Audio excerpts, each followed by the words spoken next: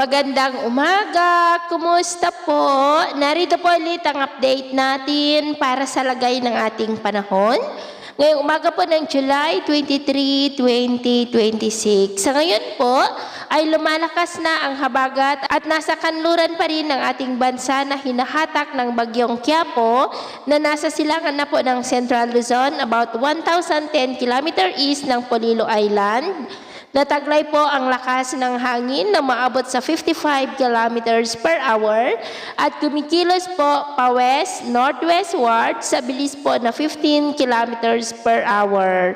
At bukas po, nandyan na sa silangan ng Cagayan at lalapit na sa northeast ng Cagayan at posible na tawirin ang mga isla ng Babuyan Island na magpapaulan sa Northern Luzon na sasabayan pa ng paglakas ng habagat na siya naman pong magpapaulan sa ilan pa na bahagi po ng ating bansa.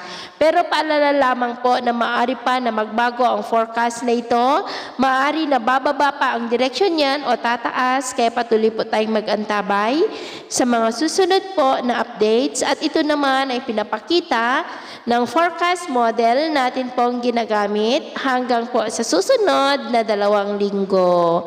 At sa lagay ng ating panahon, ngayong madaling araw ay may mga isolated rain sa coastal areas ng Central Luzon, ilang bahagi ng Camarines Sur, Albay, Sorsogon, Northern Samar, Masbate, Palawan, Guimaras, Sipalay, Cabancalan, Bohol, Sulu Archipelago, Zamboanga Peninsula, Lanao Provinces, Sorsogon at ilang bahagi po ng Davao. At mamaya ay sisikat naman ang araw sa malaking bahagi ng bansa pero may mga tsansa ng maulap na kalangitan with isolated rain sa may Bicol region, ilang bahagi ng Palawan, Hinobaan, Bogo, Tagbilaran, Siquijor, Leyte, Samar at may malalakas na ulan sa Sulu Archipelago, Zamboanga Peninsula, Sorsogon at ilang bahagi po ng Davao.